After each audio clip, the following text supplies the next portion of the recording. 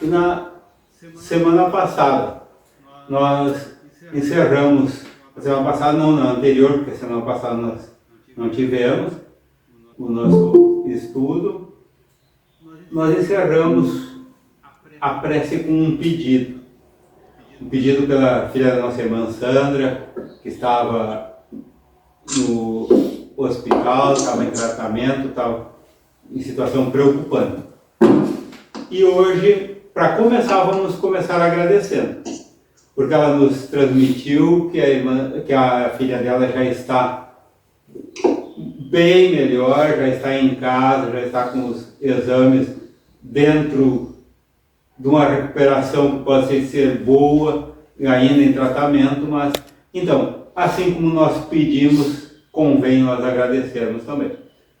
E peço para o nosso irmão Omar a prece de abertura e de agradecimento. Nós acompanhamos mentalmente. Então, já com os pensamentos elevados, como nos falou o nosso irmão Marino, momento de agradecer a Deus, a Jesus, aos mentores espirituais que nos assistem, por este momento que temos de nos reunirmos e aprendermos um pouquinho mais, para que nós possamos fortalecer a nossa fé através do conhecimento, aprendendo a lidar com a mediunidade, esse intercâmbio do mundo dos espíritos com o mundo material, para que nós possamos cada vez mais receber as dádivas de Deus e compreender o verdadeiro sentido da vida. Por isso, mais uma vez, agradecido por tudo que temos recebido, nós damos por aberto o encontro da manhã deste domingo. E assim seja.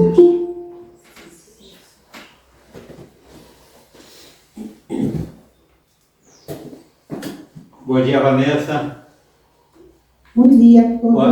Se eu não tinha passado para ti, me desculpa, porque eu achei que eu tinha passado para todos o link. Então, achei que falhou. Então, já encerramos a prece agora. Já vamos começar no estudo. Nós terminamos o item 14 da primeira parte do capítulo 2, no último estudo, e agora vamos partir para o item 15.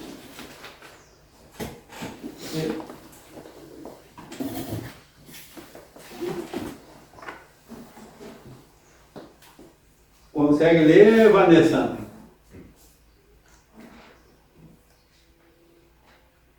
Tá. Sim, Rodrigo. Eu posso ler essa parte que eu ainda estou meio perdida. Tá. Uhum. Não, tranquilo. Tá. Ô, Gustavo? Bom dia. Bom dia. E aí, consegue ler o item 15 para nós? Consigo? Com certeza. Então tá, então vamos lá. Pronunciamos há pouco a palavra milagre. Uma rápida observação sobre seu significado não ficará deslocada neste capítulo que trata sobre o maravilhoso. Em seu significado primitivo e no estudo da origem e formação das palavras, o vocábulo milagre significa coisa extraordinária, coisa admirável de se ver. Mas essa palavra, como tantas outras, se afastou do seu sentido original. Por milagre se entende hoje, segundo a academia, um ato do poder divino, contrário às leis comuns da natureza. Este é o seu significado usual, e é apenas por comparação e de maneira figurada que ela é aplicada às coisas comuns que nos surpreendem e cuja causa desconhecemos. Não é nossa intenção examinar se Deus julgou útil, em certas circunstâncias, abolir as leis que Ele mesmo estabeleceu. Nosso único objetivo é demonstrar mostrar que os fenômenos espíritas, por mais extraordinários que possam parecer, não revogam de maneira alguma essas leis e não têm nenhum caráter miraculoso, assim como não são maravilhosos ou sobrenaturais. O milagre não se explica. Os fenômenos espíritas, ao contrário, são explicados de maneira mais racional. Portanto, não são milagres. São antes simples efeitos cuja razão de ser se encontra nas leis gerais que regem o universo. O milagre apresenta ainda outra característica, a de ser raro e isolado. Ora, quando o mesmo fato se reproduz inúmeras vezes e por diversas pessoas, não pode ser considerado como um milagre. A ciência faz milagres todos os dias aos olhos dos ignorantes. Eis porque, antigamente, aqueles que sabiam mais do que as pessoas comuns eram considerados bruxos, feiticeiros. E como naquela época se acreditava que toda a ciência sobre-humana vinha do diabo, eles eram queimados. Hoje, que estamos muito mais civilizados, contentamos-nos em enviá-los aos hospitais psiquiátricos. Se um homem realmente morto, como dissemos no início, retornar à vida através de uma intervenção divina, eis aí um verdadeiro milagre, porque isso é contrário às leis da natureza.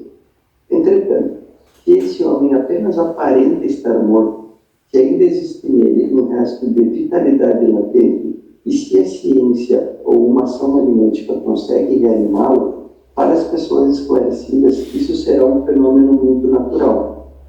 Mas aos olhos do povo ignorante, o fato passará por miraculoso e o autor da façanha será perseguido a pedradas ou venerado, de acordo com o caráter daqueles que o servem. Se no meio de um campo aberto, um físico empinar uma pipa e isso fizer com que um raio caia sobre uma árvore, este físico será visto como portador de um poder diabólico. Aliás, diga-se de passagem, Prometeu parece ter se antecipado a Benjamin Franklin, inventor do para-raios. Mas Josué, ao deter o movimento do Sol, ou melhor, da Terra, teria operado um verdadeiro milagre, pois não conhecemos nenhum magnetizador dotado de tão grande poder para realizar um prodígio de tamanho envergadura. De todos os fenômenos espíritas, um dos mais extraordinários é, sem dúvida, o da escrita direta, porque ela demonstra de modo mais evidente a ação das inteligências ocultas. Mas o fato de esse fenômeno ser produzido por seres invisíveis não significa que ele seja mais miraculoso do que todos os outros fenômenos que se atribuem aos espíritos, porque esses seres invisíveis que povoam os espaços são uma das forças da natureza, força que atua de maneira incessante sobre o mundo material e sobre o mundo moral. O Espiritismo, ao nos esclarecer sobre essa força da natureza, que são os espíritos, nos fornece explicação para inúmeros fatos que, nos tempos antigos, não podiam ser explicados por outros meios e que, por isso mesmo, passaram a ser considerados como prodígios. O Espiritismo e o magnetismo nos revelam uma lei que sempre foi desconhecida ou mal compreendida pelos homens. Entretanto, os efeitos dessa lei sempre foram percebidos e sentidos, uma vez que eles se manifestaram em todos os tempos e em todos os lugares. Foi justamente a ignorância e respeito dessa lei que gerou a superstição. Uma vez conhecida a lei, o maravilhoso desaparece e os fenômenos entram na ordem das coisas naturais. Eis porque os espíritas, ao fazerem uma mesa girar ou os mortos escreverem, não fazem um milagre maior do que aquele médico que restituiu a vida a um moribundo, ou do que aquele físico que faz cair um raio. Aquele que pretende, com a ajuda do espiritismo, fazer milagres, ou não conhece nada a respeito da doutrina, ou pior, é um farsante. Bom, nós já temos matéria para conversar. Alguém quer dizer o que entendeu, um resumo? Pelo que eu entendi, Alguma dúvida? pelo que eu entendi da leitura aí, o milagre não existe, né? Tudo se torna explicável. Mas ainda existe existem muitos fatos ainda, até mesmo nós, espíritos, temos que, a respeito da mediunidade, né? A gente vai aprender, vai buscar compreender. E eu estou lendo um livro ali da Ivone Pereira, ali, ela fala a respeito da mediunidade. E daí ela relata um fato que ela tinha 28 dias, recém ela tinha nascido, e que ela ficou por 6 horas, praticamente sem vida, né? Daí já estavam providenciando velório, enfim, sepultamento dela, coisa, porque a mãe dela daí fez uma oração a Nossa Senhora, porque ela não aceitava ali aquele momento. Daí ela já estava com, antigamente usava aquelas mortalhas, como era dia 24 de dezembro, véspera de Natal, daí feitaram com Jesus Cristo, deram uma coroa de rosas na cabeça, e ela despertou após aquela oração ali. Então ela teve naquele momento, como é que é, o fenômeno da catalepsia ou letargia? Catalepsia. Nesse momento. E depois, mais adiante, com 42 anos, ela teve uma situação que nem mesmo ela sabe explicar, e no mundo espírita também, no nosso meio. Ela ficou 2 meses, tipo, em coma, né, recebendo procedimento. Muito interessante o livro. Recordando a mediunidade da Ivone, está no grupo do livro. Então, assim, trazem muitas coisas, então não tem. E às vezes nós somos acometidos de muitas, digamos, de mediunidade que a gente não se dá conta no dia a dia da vida dele. E tudo aquilo que acontecia com ela já era justamente por causa da mediunidade, né? Ela vai explicar no livro, em função dela não. Ela desenvolveu a mediunidade de mandato, né? Eu já entendi que isso o senhor conseguiu explicar, né? E o que não consegue explicar é milagre. Né? E o que se consegue explicar e tem uma explicação, uma lógica, um caminho, não seria um milagre, no caso, né? Enquanto a gente não compreende o fenômeno, é um milagre. E às vezes as pessoas podem confundir também os fenômenos espíritas, né, com um milagre, mas o milagre é um fato isolado e os fenômenos espíritas acontecem para várias pessoas. Quase caminham juntos, só que interpretações diferentes, né? Foi bem confundível, né? Por isso que temos que estudar. E através dos estudos a gente já vê que não é um milagre, né? Sim. E dá para ter, Silene, tem lá na frente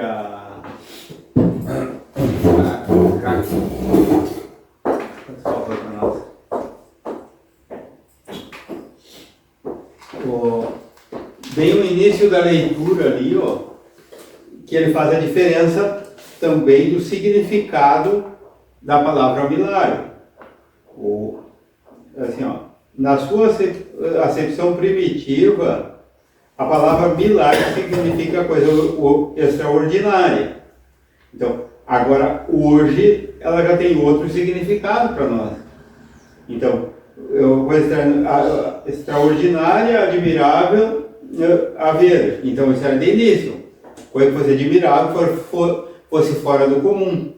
Hoje, a gente já tem que um milagre é uma coisa fora das leis da natureza.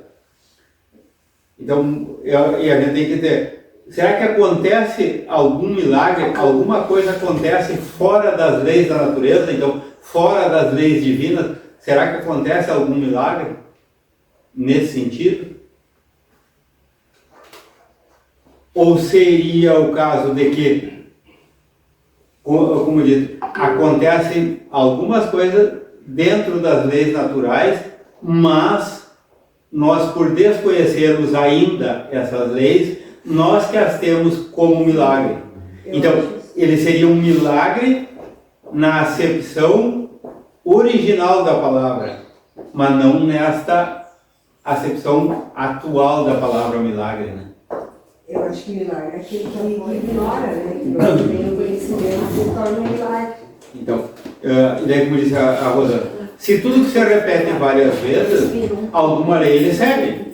Porque o milagre seria uma coisa que fora de qualquer... Ele aconteceria uma vez e depois não ia acontecer mais. Se ela acontece repetidas vezes, é porque tem alguma lei, alguma coisa que rege aquilo ali, embora a gente não desconheça.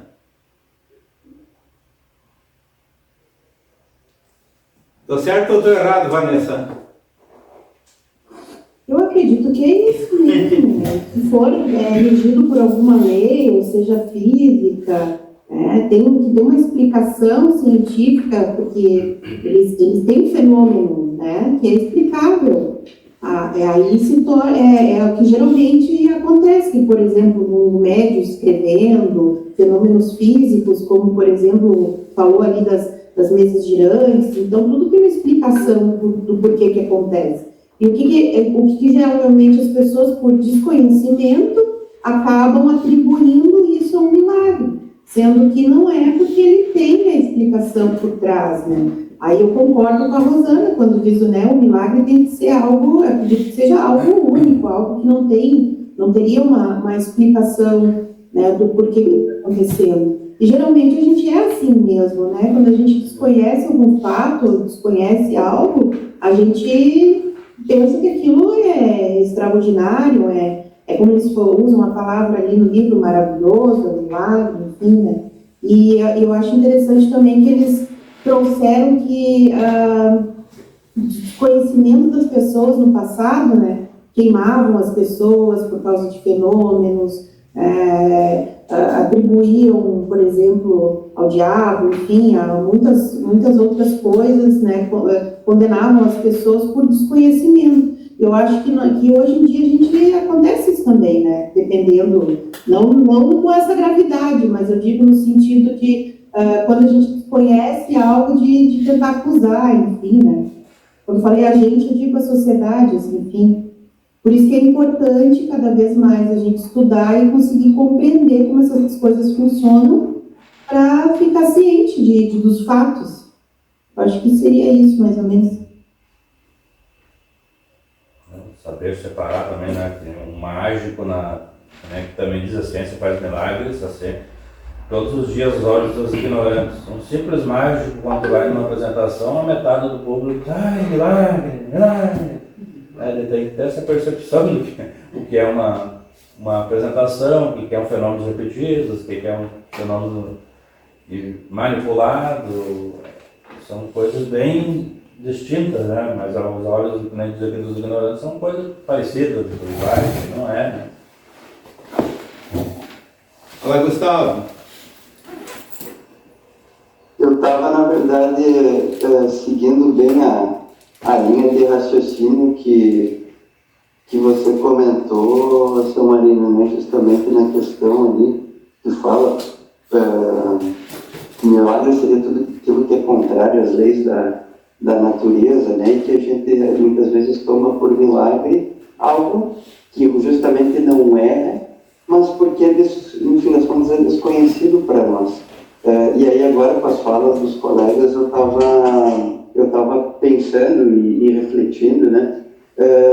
Justamente um pouco antes do encontro hoje, eu já estava pensando em como a doutrina espírita, se tu está aberto para receber ela acaba mudando o teu entendimento até mesmo do que é Deus, na verdade, né? E então me veio em mente, por exemplo, com as conversas do pessoal, até mesmo aquelas situações assim, a gente quer tanto uma coisa, por exemplo, né, sei lá, passar numa prova, conseguir como é que se diz, até mesmo que um familiar melhore no seu estado de saúde.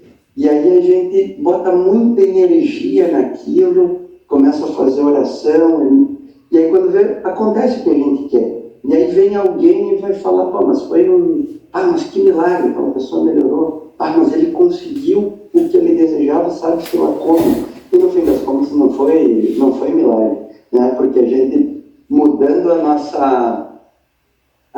nosso pensamento, a gente já muda a aura, muda as energias na nossa volta, né? Até mesmo os nossos companheiros desencarnados que estão sempre com a gente começa a atrair coisas boas, coisas positivas, e aí no fim das contas não foi milagre nenhum que aconteceu, né? Foi o nosso próprio esforço e a nossa própria vontade. No fim das contas, até isso tinha nos livros, né? No próprio Evangelho segundo o Espiritismo, que Jesus mesmo não fez milagre nenhum, ele apenas tinha o potencial de usar toda a capacidade do Espírito. Bem, por aí que eu penso também. Às vezes a gente vê alguma notícia, alguma coisa de alguém que está, digamos, em coma tanto tempo, né? Daí começa aquela rede de apoio, de orações, de pedidos, né? E de repente a pessoa fica bem, né? Nós passamos por isso com o nosso genro, que ele ficou 60 dias em coma no hospital, né? Depois de um acidente. E a gente se reunia todos os dias, assim, fazer oração e pedir que ele melhorasse, que ele ficasse bem. E nesse meio tempo a minha filha se descobriu grávida. E daí quando ela se descobriu grávida, que a gente orava ou que ia visitar ele na UTI, a gente comentava, tu tem que melhorar, tá vindo um filhinho aí e tal. E de repente ele um dia despertou. Uma manhã ele despertou, né? E daí muitas pessoas diziam, é um milagre, né? É um milagre. Depois foi 59 dias que ele ficou em coma. Então, né, a gente sabe que na verdade foi como ele estava falando, os nossos pensamentos, a nossa energia, né? As vibrações. As vibrações e mais a ciência, né? Os médicos ali. Como diz na leitura, resta a energia, o magnetismo, então essa energia que transmite também, e daí, mas para o leigo que não entende disso, então às vezes parece um milagre, então...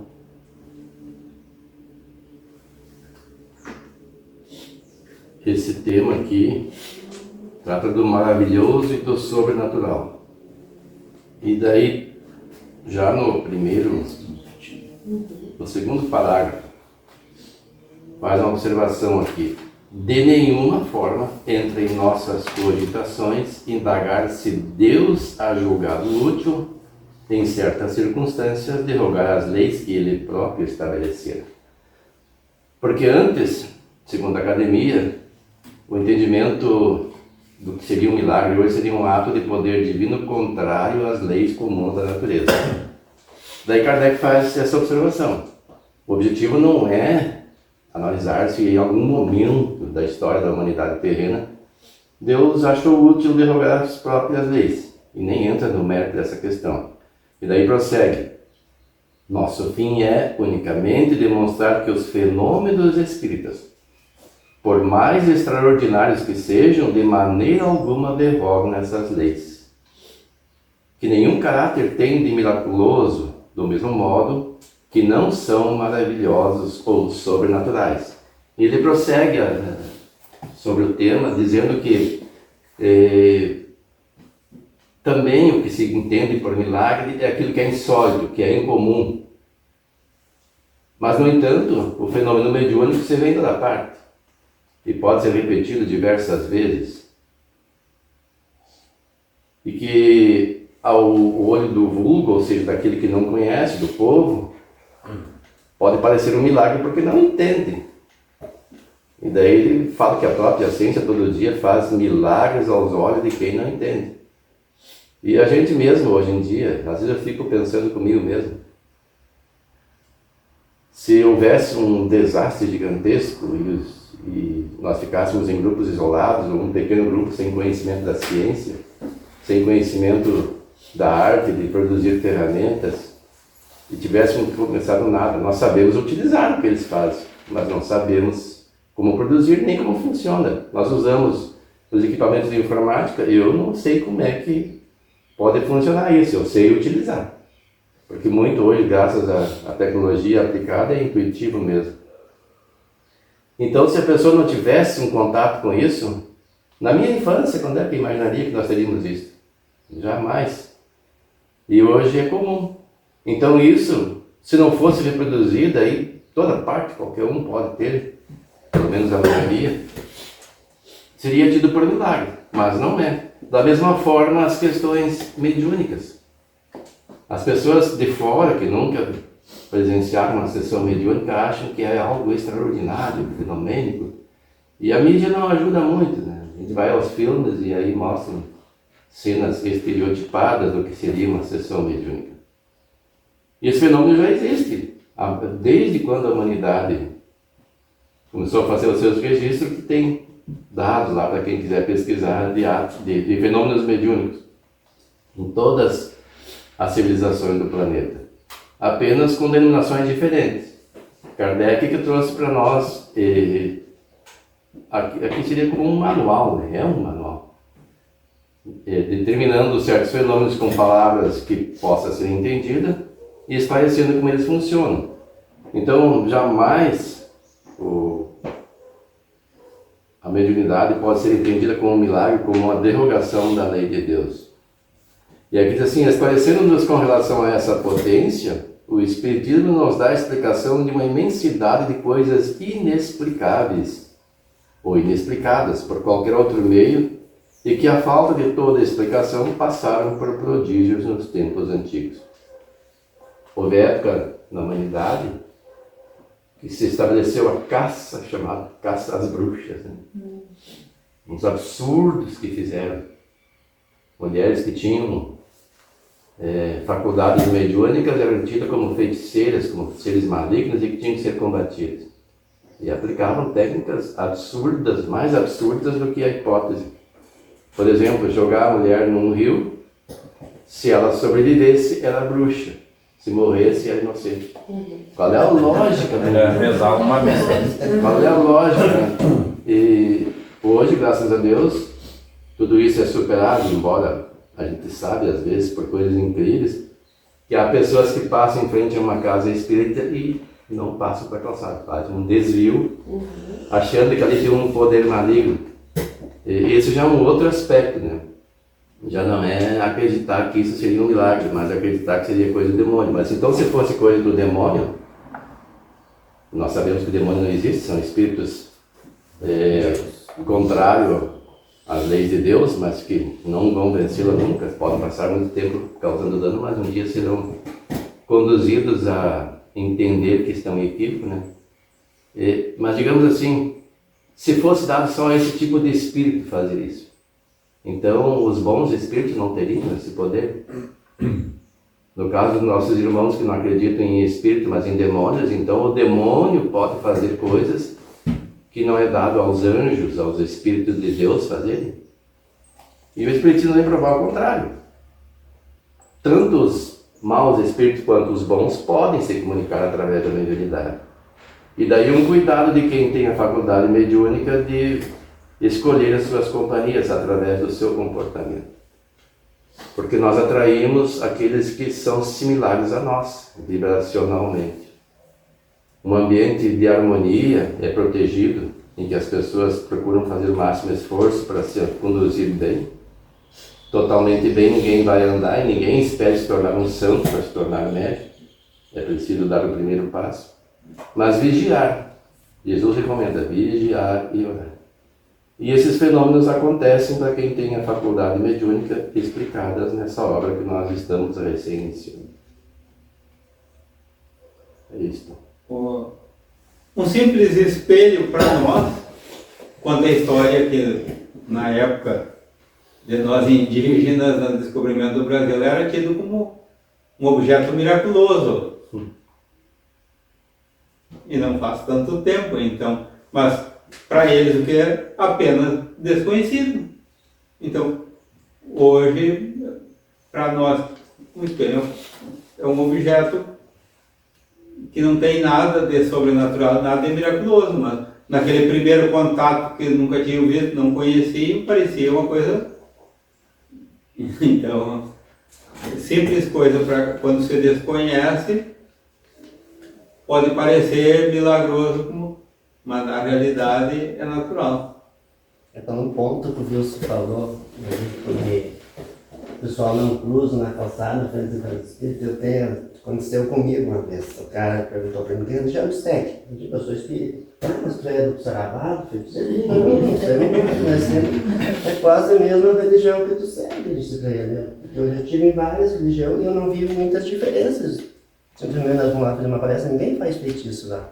Pode ir lá e perguntar se alguém já viu algum espírita fazer bruxaria numa esquina, coisa assim, né? Assim, não, é uma religião que nem os outros, sabe? O conhecimento nosso é diferente do de vocês, né?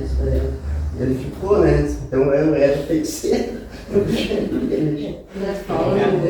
A mentalidade dessas pessoas que não têm conhecimento, né? É isso que a gente fala, então foi antigo, mas nos dias de hoje não faz muito tempo pessoas que falam espiritismo por aí, mas porque não tem o conhecimento, eles travam, né? Sabe? Não gosto nem de ver um livro, Não, espírita, Deus livre, tem que guardar e não quero nem Mas eu acho que a enxergar. gente faz bruxaria, Exatamente. mexe, manipula É. coisas. Eu sei que no caso do meu pai, né? Meu pai é muito antigo. Mas minha mãe segue sempre, nós sempre gostamos também, isso aquilo, né? Ele deixa, né? Mas só que ele acha que. Vamos lá. Vamos lá fazer Esses absurdos, né? Nunca foi, mas. Nunca foi, mas julga e fala como se tivesse propriedade. É errado. Qualquer religião que for precisar, eu vou, mas eu sei que a doutrina é mesmo, só que cada um transmite e ensina de uma maneira. Vai da pessoa também dizer, não, eu prefiro ir nessa aqui, é mais a minha linha de pensamento. Agora é interessante como certas religiões fazem uma lavagem cerebral. Eu me recordo que eu passei por um tempo por uma determinada religião protestante. E lá eu fui doutrinado a respeito de certas coisas. Por exemplo, para mim, espiritismo é coisa do demônio. E Deus ali de questionar o criacionismo, né? É impossível o evolucionismo. Uma vez eu fui na biblioteca, no colégio que eu estudava, lá em Rio Negro, e peguei um livro e dizia assim no começo do livro já, se tudo aprendeu na religião que Deus criou, tudo que existe, você vai ficar surpreso, mais ou menos, essa linha de raciocínio com o que nós vamos expor aqui. Eu peguei, fechei o livro e não quis mais ler. E, na verdade, era um pensamento antagônico ao criacionismo, que seria o evolucionismo de Darwin, né? E o Espiritismo vem nos esclarecer que, na verdade, tem o criacionismo e o evolucionismo. Tem os dois. Deus não criou as coisas como elas estão hoje. E isso a gente só vai descobrir depois com as leituras, com as reflexões, com a lógica. Onde está a lógica? Por muito tempo se acreditou que a Terra fosse o centro do universo, que o Sol girava ao redor da Terra. Depois foi descobrindo que não, e houve uma briga entre religião e ciência, e aos poucos a religião teve que dar espaço para a ciência. E o Espiritismo nos alerta que o Espiritismo é ciência e filosofia, com consequências morais, e que vai sempre acompanhar a ciência. Se a ciência um dia provar que o Espiritismo está errado, acompanha a ciência. No entanto, a ciência vem só comprovando aquilo que o Espiritismo já tem dito há mais de 150 anos. E, em especial, essas questões da mediunidade. Hoje em dia, a ciência já cede espaço à ideia de que a vida não é só no corpo físico, e que existe um princípio que é a inteligência que sobrevive à morte do corpo. Isso eu falo na parte da física quântica, não entendo muito, mas eu vi os especialistas falando. E que pode, inclusive, retornar à vida num outro corpo através que nós chamamos de reencarnação. e que mesmo quando não estiver no corpo, ela não deixa de existir. Isso já é uma novidade dentro do campo acadêmico, embora haja bastante relutância aos cientistas arraigados ao conhecimento antigo, que ainda resistem essas informações novas que a própria área em que eles atuam vem lhes trazendo. E quando a gente começa a estudar o Espiritismo, a gente vê que não existe nada de espantoso. E que os nossos irmãos cristãos, quando combatem o Espiritismo, não conhecem as próprias obras que compõem a Bíblia. É só ler detidamente o Antigo e o Novo Testamento, que vão ver lá um farto registro de fenômenos mediúnicos com outra denominação. Reis que utilizavam desse mecanismo, os próprios apóstolos fizeram vários fenômenos. Por exemplo, o dia de Pentecostes é um farto fenômeno mediúnico que aconteceu, e as pessoas dizem que falavam em línguas, mas línguas da terra, de outras nações, porque havia várias populações ali com línguas diferentes, então cada um falou, ou pelo menos alguns deles falavam através do fenômeno mediúnico na língua daqueles que os ouviam. E hoje, muitos irmãos nossos de orientação protestante dizem que falam em línguas estranhas, mas que ninguém entende. Se for colocar um tradutor de línguas, que traduz para qualquer língua, pelo menos para a maioria hoje em dia, não vai encontrar uma língua referência. É mais um amontoado de sílabas sem sentido. Então tem que discernir o que é fenômeno mediúnico e o que não é. Dizem que é a língua dos anjos, mas qual é o sentido se fosse uma língua dos anjos para nós aqui? Seria como rezar em latim para uma população que não entende latim. Seria inócuo. Sem sentido, perda de tempo, né?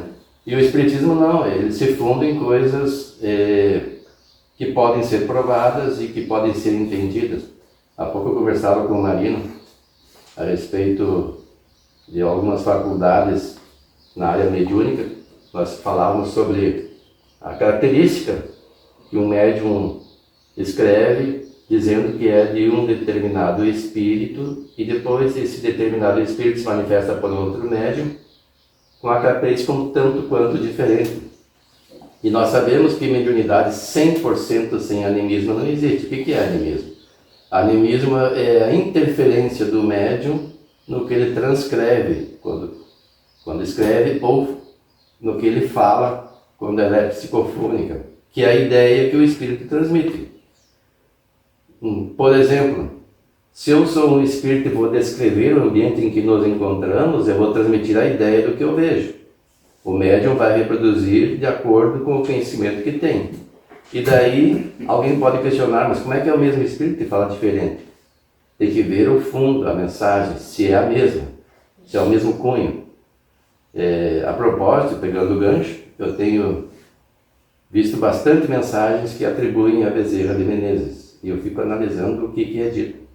A linguagem já é diferente daquela que eu estou acostumado a ler nas psicografias do Divaldo. Isso não é o suficiente para dizer que não é verdade. Mas aí a gente vai ver o conteúdo. Ele é um conteúdo embasado em fatos, mas no fundo traz uma mensagem alarmante. Dizendo que traz esperança, coragem, mas deixa as pessoas apreensivas. E eu jamais vi Bezerra de Menezes fazer isso. Então já me deixa com o pé atrás. Eu prefiro não aceitar que seja ele. Eu pego aquilo que é bom e o resto descarto. Porque Allan Kardec nos orienta, nas obras básicas, eu sempre repito essa orientação dele, a preferir negar 9 verdades a aceitar uma mentira. Porque as verdades sempre prevalecem um dia mais, um dia menos, ela vai um dia aparecer. Mas já uma mentira aceita, ela pode até se tornar uma verdade para quem a lê ou ouve. Há pouco eu vi um vídeo na internet que falava de um ex-ator da Globo, não lembro o nome agora. Ele falava que foi feita uma experiência nos Estados Unidos em que colocaram as fotos das famílias frente a uns balões, aqueles que joga chama e aquece o ar e sobe, né? E viveram algum tempo sabendo que era mentira. Mas a pessoa olhava e tinha que imaginar-se naquele ambiente e vivendo com a família. E deixaram, daí pararam a experiência, deixaram passar um tempo. E daí pediram para eles descreverem. Muitos descreviam como se aquilo fosse um fato. Como se a família estivesse dentro do balão, descreviam cores, tudo. A mente é muito facilmente manipulada. E nesse campo da mediunidade tem que tomar um cuidado muito grande para não aceitar as coisas sem uma análise aprofundada, sem o uso da razão, para não acabar aceitando como verdades coisas que não são verdade. É muito perigoso. A nossa Federação Espírita do Rio Grande do Sul tem um grupo que analisa obras recém-lançadas com o objetivo, primeiro, de encontrar discrepância com a base doutrinária, ou seja, desvios doutrinários, algo que se choque. E a pessoa que analisa, se encontrar, tem que dizer onde que está o fundamento do que ele entende que houve uma discrepância. E também recomendar ou não a divulgação da obra, porque a obra geralmente já é publicada. Esse dia eu analisei uma que era apenas para análise, ainda não tinha sido publicada. Mas a maioria já está publicada, não tem o que fazer. O que a federação pode fazer é não dar divulgação a esse tipo de coisa que, segundo a análise de quem fez, e geralmente quando a gente faz uma recomendação de não divulgar, outra pessoa também analisa, porque não fica só um, analisando, para ver se de fato a análise tem fundamento, além da argumentação embasada nas obras básicas. Nós sempre temos que nos embasar nas obras básicas, utilizando-nos também das suplementares. E essa obra aqui, eu volto a repetir, é um manual para que nós nos conduzamos com mais segurança nessa área. Não vou dizer que todo mundo que a estude vai ser um médium ou vai entrar no grupo mediúnico, mas vai ser um material muito bom para que ela possa entender se aquilo que está lendo, se aquilo que está ouvindo é pelo menos embasado no que ela nos traz e nas demais obras que fundamentam o Espiritismo, ou se é uma criação da pessoa, ou mesmo, nos casos mais graves, um misticismo, que aí não é animismo. Que animismo, como eu disse, é trazer aquilo do médium. E o misticismo não, é procurar enganar as pessoas voluntariamente ou involuntariamente. O médium pode fazer isso. E daí, se uma pessoa fizer uma obra com cunho de misticismo, ou de imiscuir, ou colocar na obra só o seu pensamento, ou parte dele, e que não é espírita, pode trazer um grande dano ao movimento espírita. Não o espiritismo, porque, como eu disse, ele está nas obras básicas, mas ao movimento sim. E nós temos que ter esse cuidado, e esse é um manancial precioso para que nós nos preparemos. Gustavo, levantou a mão aí para falar. Eu queria trazer apenas uma reflexão quando o colega comentou vocês comentaram das pessoas que às vezes atravessam a rua para não passar na frente de centro espírita e tudo mais, e que no fim das contas a gente é natural para a gente, e entra um pouquinho nessa questão do milagre também, porque é natural para a gente ter medo daquilo que a gente desconhece, do desconhecido. Então, por exemplo, quem daqui antes do nascimento do primeiro filho não deu, por exemplo, um frio na barriga, nunca foi pai, sabe que tem que criar, mas como é que eu vou saber se quer comer, se está com dor, qualquer coisa do tipo, porque aquilo é desconhecido para nós. Teve o segundo filho e já leva mais tranquilo. Então é a mesma coisa com a doutrina. Essa pessoa que atravessa a rua não sabe o que está acontecendo ali dentro, ouviu alguma coisa, ou tem medo. Bom, espiritismo, para lidar com o espírito. Eu mesmo, o meu irmão mais velho, que 10 anos atrás eu comentei com ele que queria cuidar mais do lado espiritual, e ele falou, quem sabe vamos junto ali e tu vê se te serve. E eu cheguei eu vou num atendimento fraterno, e eu cheguei a primeira vez com um extremo pé atrás, e perguntei pro pessoa que estava conduzindo o passe ali depois, mas o que é isso aqui?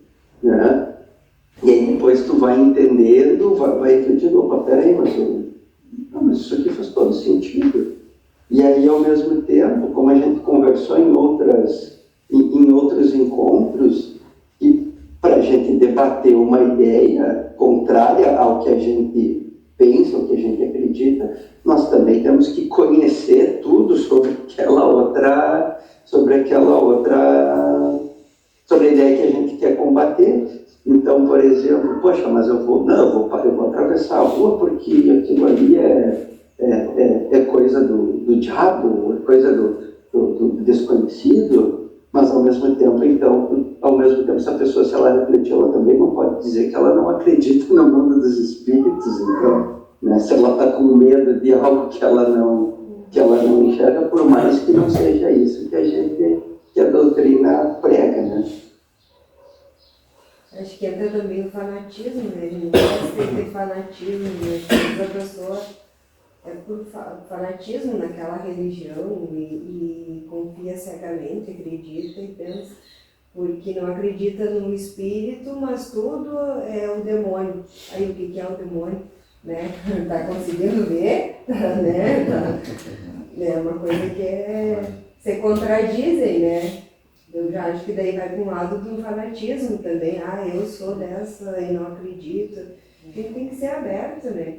Porque todas as religiões que estão aí, a base é Deus, é Jesus, né? Então todos hoje não pode ter esse preconceito, esse fanatismo, né? Sem conhecer, né? Sem conhecer, Por isso que a gente usa a terra raciocinada, né? Os espíritas, né? Tem muitos exemplos, sabe, decoro. Do lado, do avesso, de ponta cabeça, tudo. Mas interpreta e impõe do jeito que eles querem, não é? Vem tudo do mesmo princípio, né? Só que daí vai livre-arbítrio. Eu vou ter que jogar 10 coisas aqui em cima, agora porque o livre-arbítrio quer achar que aquela parte que me falaram que é ruim, que eu tenho que fazer, então aí está até o livre-arbítrio. Tem que aprender também a julgar o que você está fazendo, se é certo ou não é, ou está prejudicando o outro, ou vai prejudicar o próximo. Tem gente que segue aqui numa linha de pensamento, sai ali na rua e, totalmente da linha. Por isso que eu digo que muitas religiões, próprios apóstolos tinha quem duvidava, né? Deus, Jesus Cristo me dizia, o povo sem fé, tinha que ir lá e ajudar ainda um apóstolo, né? Um exemplo, né? Por isso a importância da gente raciocinar, né? Da gente ver os fundamentos, ver a posição de cada um também, porque também muita pessoa que pensa assim, como diz, é falta de conhecimento, então também não pode ser reprovado, a gente não pode julgar, porque na posição dele provavelmente a gente até faria a mesma coisa. Está em aprendizado, né? Então, agora, a nós, quando tem oportunidade daquele como perguntou para o nosso irmão lá, que chegou, mas tu é espírito, aí a gente tem a oportunidade de dar uma explicação. E outra coisa, o nosso exemplo, porque pessoa que nos conhece, se nós somos pessoa de bem, se essa pessoa confia em nós, ela vai aceitar que nós estaríamos praticando algo demoníaco? Então, isso vai botar no mínimo uma dúvida. E, como o nosso irmão Wilson falou ali do que nós vemos de coisa de comunicações, de Bezerra, na internet está cheio de comunicações, as comunicações que eu digo de Chico Xavier, de Chico com X e Xavier com CH. Está cheio. Então, assim, mas para nós não é o problema, porque a gente tem conhecimento de quem foram, do que fizeram e tudo. A gente lê ali já vê que por trás daquilo ali não pode estar um Chico Xavier ou um Bezerra. O problema é para aqueles que desconhecem. E aí que gera muita questão até de descrédito, porque se ela já tem o pé adiante, ele não conhece e vê uma coisa daquelas ali, muitas vezes, bom, agora tá comprovado aqui, É charlatão. Eu uso muito o nome do Chico Xavier porque ele é uma pessoa que bem conhecida, né, por todos, pelo mundo, então uso ele para poder dizer as coisas que não são reais. Às vezes a gente olha na internet aqueles mensagens que se diz que é o Chico Xavier, que a gente vê que não é, né? A gente acha um absurdo, que vê que aquilo ali não tem fundamento. E muitas vezes, naquela comunicação ali, a mediunidade e a comunicação ocorreu. Só que às vezes a mistificação parte de onde? De um espírito em um médium. Mistificado, um médium que não tem conhecimento também, e daí até o fenômeno mediúnico foi legítimo. Apenas não houve o quê? O conhecimento do médium para discernir. Então, porque a fake, aqueles que hoje disseminam por prazer as fake, digamos, na internet, se ele desencarnar, até ele compreender, ele vai continuar a divulgar as fake deles como? Pela mediunidade.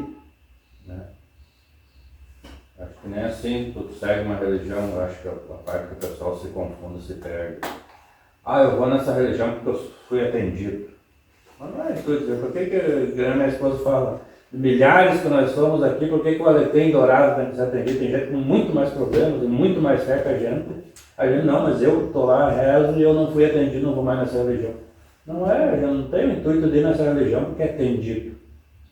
A gente tem que intuito de ajudar mais do que, né? A gente tem que ir mais para agradecer. Eu, no meu sentido, eu faço mais isso, né? Eu mais agradeço, né? Do que vou para pedir. A gente vai para pedir, e daí vai nesses lugares, às vezes, que vão lá e adivinhação, não sei o quê, daí começa a ser seguidores. Mas eu não vou nesse intuito, né? Claro, se alguém me disser alguma coisa, aquilo, eu absorvo, eu tenho um livre-arbítrio dele. Mas não de ficar cegamente ser não é seguidor, digamos, fanatismo daí, né? Inclusive, eu tenho uma cliente que ela me contou que a filha dela era evangélica e deixou de ser evangélica porque houve uma separação dela com o marido, né? Aí ela não acreditou porque não fizeram nada por ela e aí ela saiu da religião que era evangélica, né? Porque ela achou que tinha que fazer alguma coisa e que não poderia ter havido essa separação. A gente para pensar assim, desses milhões que nós somos aqui na Terra e olha, desde que a gente nasceu até agora, tu é merecedor de tudo isso que tu está pedindo, exigindo para Deus, né? De tantos na nossa frente que faz o melhor. Daí a pessoa se revolta, mas não é certo, né? Daí se revolta pela religião e pelo segmento, né? Isso. Vanessa, olha, depois o Gustavo, pode ir falando aí, senão. Não, eram duas coisas, estava falando das questões do merecimento. Eu acho que não é que uma pessoa merece mais do que a outra. A gente tem as leis da causa e efeito, né? E tudo que a gente tem que passar. Então, assim, tipo, de repente estava no caminho dela, dessa pessoa se separar, enfim, ou passar pelas coisas que ela tem que passar, né? Para poder ocorrer a aprendizagem e o crescimento dela como espírito. E às vezes a pessoa fica revoltada mesmo, porque eu não consegui ganhar uma casa X lá, ou o emprego dos meus sonhos, ou ficar com a pessoa, né? Então, e a gente fica, às vezes, se coloca, né? Fulano consegue ou não, né? A gente tem que fazer por si, né? Né? Assim, a gente tem que fazer as coisas por mérito, né? Como o Gustavo falou, vibrar e fazer por si para as coisas acontecerem. E tem o nosso caminho, que eu acredito que a gente tem que percorrer, né? Da nossa encarnação. Então, às vezes, tu querer colocar na culpa na religião é complicado. E a segunda coisa também que eu estava para comentar, essa questão que às vezes as pessoas se denominam médiums, mas estão lá, né, vendendo coisas, fazendo, por exemplo, porque eu vou resolver tua vida, vou prever o futuro, enfim, né, ou fazer simpatias. aquilo, né? E a gente vê muito isso, às vezes, nas redes sociais, enfim. Aí eu até queria pedir a opinião de você sobre isso. Fala, Gustavo. Vou primeiro dar a minha opinião a respeito do que a Vanessa comentou, e aí posteriormente eu falo o que eu ia comentar, né? Mas aí nesse sentido eu imagino que a pessoa não entendeu o sentido do dar de graça o que de graça recebesse, né? O objetivo da mediunidade, quando a gente lê e estuda, é servir, né? Chico Xavier mesmo tem a palestra a entrevista que ele deu no programa Pinga Fogo, que ele comenta da passagem que o pai dele comentou: pô, filho, mas a gente é extremamente pobre, tu já doou, tinha para doar, por que não pega um pouquinho dos lucros aí da venda dos teus livros para nos ajudar, né? E Chico Xavier, um espírito extremamente elevado, entendia perfeitamente que o objetivo da mediunidade é servir. Voltando, essa é a minha opinião frente ao que a colega comentou. Depois a gente pode, os colegas podem debater ali. Mas, ao mesmo tempo, eu estava comentando, quando o colega comentou: mas eu vou sair dessa religião porque essa religião não me atendeu. Eu lembrei do diálogo de Jesus com, acho que foi Tiago Menor, talvez, quando estavam preparando para ir fazer os ministérios deles, né? Que acho que era o Tiago que era aleijado, e aí ele via Jesus, se não for ele, peço desculpa, mas um dos apóstolos era aleijado, e, mas Jesus cura todo mundo, por que tu não me cura? E aí e Jesus foi lá e, num diálogo extremamente bonito, comentou com ele: poxa, mas se tu quer eu te curo agora, mas imagina qual vai ser o teu poder, mesmo vendo que, ele não está me curando, mas ainda assim eu acredito, né? Ainda assim eu tenho fé, né? Então, acredito que nesse sentido é trabalhar um pouco mais a fé. Eu não fui atendido agora, mas aquela coisa, daqui a pouco o que eu quero não é o melhor para mim, né? Eu, por exemplo, sempre que tenho esse pensamento, né? Minha mãe falava para mim, nos momentos chaves da vida, assim, que decisão que eu vou tomar, o que será que vai ser melhor? A gente sempre tem a tendência de querer uma situação mais do que outra, mas aí rezar para não acontecer aquilo que a gente quer, acontecer aquilo que realmente for o melhor para nós. E aí, em toda essa situação, entra aquela frase: eis o ministério da fé.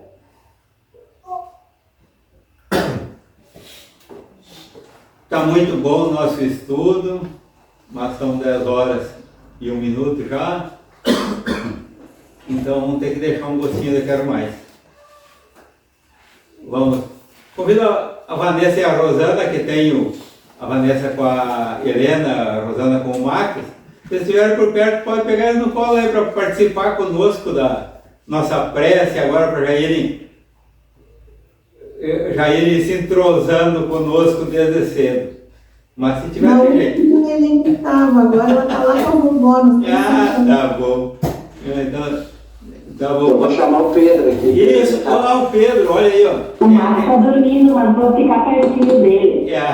Então tá. Eu vou tirar o fone de ouvido aqui, ó. Dormindo é perfeito, porque daí vai entender melhor, você vai participar melhor da nossa prece. Então, hoje, para encerramento, nós vamos acompanhar nosso irmão Wilson na prece, nessa... Olha aí, ó, chegou a Helena ali. Ó, o Pedro, seja bem-vindo. E daí, Pedro, vamos fazer uma prece, uma oração agora? Então vamos acompanhar nosso irmão Wilson. Então vamos orar. Mentalizando conforme somos capazes a presença de Jesus, que nos conclamou a acender em nós a nossa luz. e nos alertou para o compromisso assumido, dando a cada um o seu talento, que precisamos multiplicar. E que nos recomendou a dar de graça o que de graça recebemos, o que vem de Deus.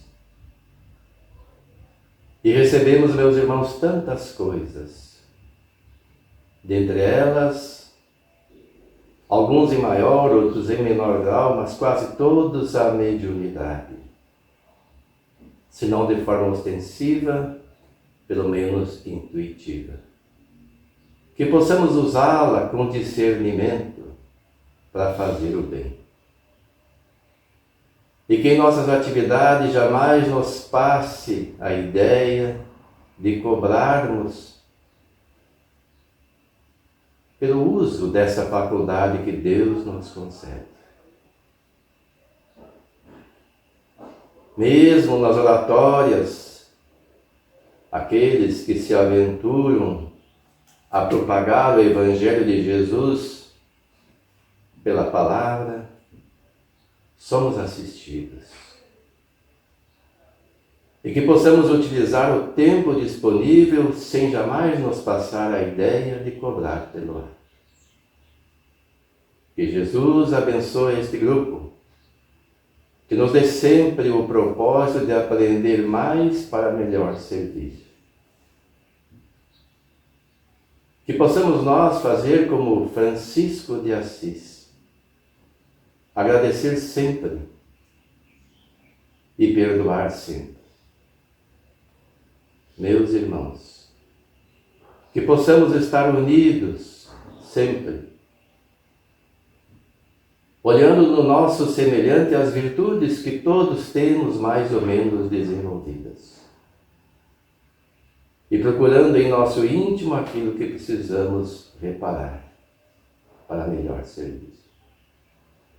Assim, em nome de Deus e de Jesus, encerramos mais um encontro de estudo, pedindo graças a Deus e forças, e acima de tudo vontade, para prosseguir na marcha evolutiva. Que assim seja. Que assim seja. Então dá uma boa semana a todos, com paz e harmonia de todos. Que assim seja a todos nós. Que assim seja. Bom domingo. Obrigado. Obrigado. Parabéns.